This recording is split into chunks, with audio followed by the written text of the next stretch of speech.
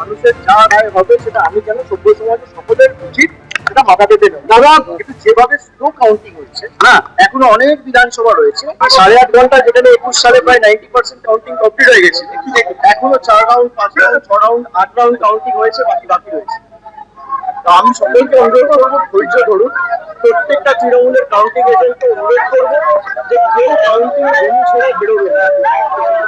আপনি যদি মহামান্য সাংসদ এরকম ভাবে চোর চোর স্লোগান দিচ্ছে, দীর্ঘদিন ধরে বামফ্রন্টের প্রথম দিকে হুঁশিয়ারি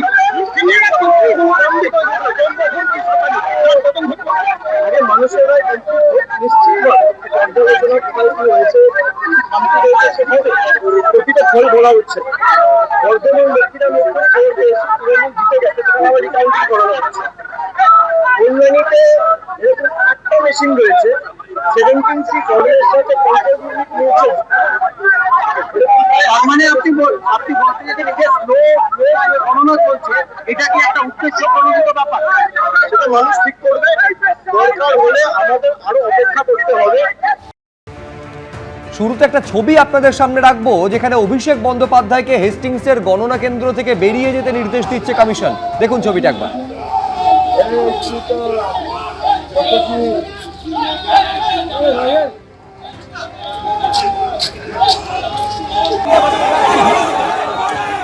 আমি আরো বিস্তারিত এই নিয়ে জানবো, সরাসরি কথা বলবো রুমা পাল আমাদের প্রতিনিধির সঙ্গে। রুমা, ঠিক কি ঘটলো সেই সময়? দেখো, জানিয়ে রাখি যে বেশ কিছুক্ষণ আগেই অভিষেক বন্দ্যোপাধ্যায় হেস্টিংসে গিয়েছিলেন এবং দেখা যায় যে তার সাথে নিরাপত্তা রক্ষী ছিল এবং অবশ্যই তিনি প্রার্থী নন। এবং সেই খবরই কিন্তু বিভিন্ন অফিসিয়ালসরা যারা ওখানে রয়েছেন সেক্ষেত্রে কমিশনে জানায় এবং কমিশন এই জানার পরেই কিন্তু নির্দেশ দেয় যে অভিষেক বন্দ্যোপাধ্যায়কে সেখান থেকে বের করে দিতে হবে। অর্থাৎ কমিশনের বক্তব্য, অভিষেক বন্দ্যোপাধ্যায় নিরাপত্তা রক্ষী নিয়ে গেছেন এবং অন্যদিকে তিনি প্রার্থী নন, সেই কারণে তিনি থাকতে পারবেন না ওখানে কাউন্টিং সেন্টারে এবং সেই কারণে কিন্তু তাকে একদম সেখান থেকে বের করে দেওয়ার নির্দেশ দেওয়া হয়।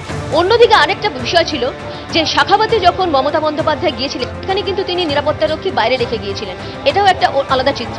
কিন্তু দেখা যায় যে শাখাবাতে যখন গিয়েছিলেন মমতা বন্দ্যোপাধ্যায় এবং অন্যদিকে কিন্তু শুভেন্দু অধিকারীও রয়েছেন, দুজন হাড্ডাহাড্ডি লড়াই হচ্ছে, দুজন একদম হেভি ওয়েট প্রার্থী, সেখানে দেখা যায় দুজনের হাতেই কিন্তু মোবাইল ফোন।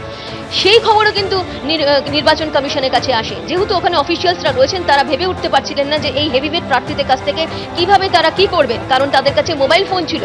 এবং যেহেতু এত নিয়ম রয়েছে যে কারোর কোনো প্রার্থীর কাছে কিন্তু মোবাইল ফোন থাকতে পারবে না, সেক্ষেত্রে কমিশনের কাছে যখন সেই বিষয়টা আসে তখন কমিশন নির্দেশ দেয় যে মমতা বন্দ্যোপাধ্যায় এবং শুভেন্দু অধিকারী দুজনের থেকেই কিন্তু মোবাইল ফোন নিয়ে নিতে হবে।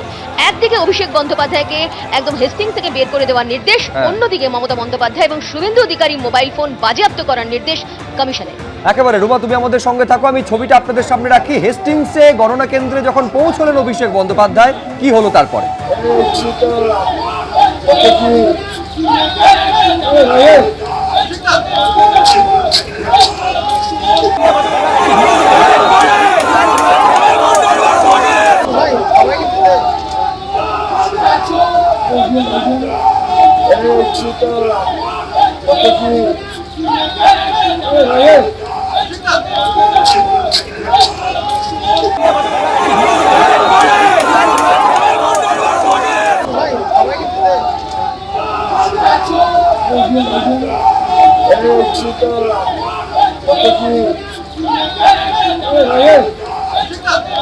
অভিষেক বন্দ্যোপাধ্যায়কে গণনা কেন্দ্র থেকে বেরিয়ে যেতে নির্দেশ দিল নির্বাচন কমিশন। হেস্টিংসে যেখানে কাউন্টিং সেন্টার অর্থাৎ ভোট গণনা কেন্দ্র রয়েছে, সেখান থেকে বের করে দেওয়ার নির্দেশ দেওয়া হয়েছে কমিশনের তরফে।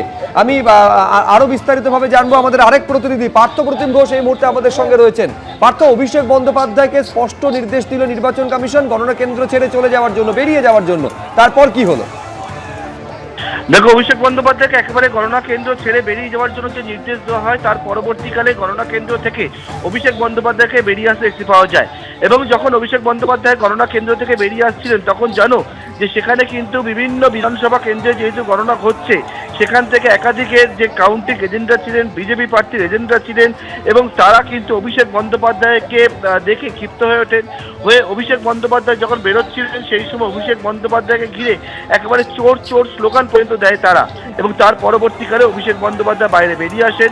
এবং এই ক্ষেত্রে কিন্তু একটা পরিস্থিতি, একটা উত্তেজনা পরিস্থিতি তৈরি হয় হেস্টিংসে, এবং অভিষেক বন্দ্যোপাধ্যায় আজকে গিয়ে পৌঁছেছিলেন এই কাউন্টিং হলে, এবং নির্বাচন কমিশনের তরফ থেকে বলা হয় যেহেতু অভিষেক বন্দ্যোপাধ্যায় কোনো প্রার্থী নয়, তাহলে তিনি কেন গেছেন কাউন্টিং সেন্টারের মধ্যে, এবং সেটাকে কেন্দ্র করে অভিষেক বন্দ্যোপাধ্যায়কে বেরিয়ে যাওয়ার জন্য নির্দেশ দেওয়া হয়।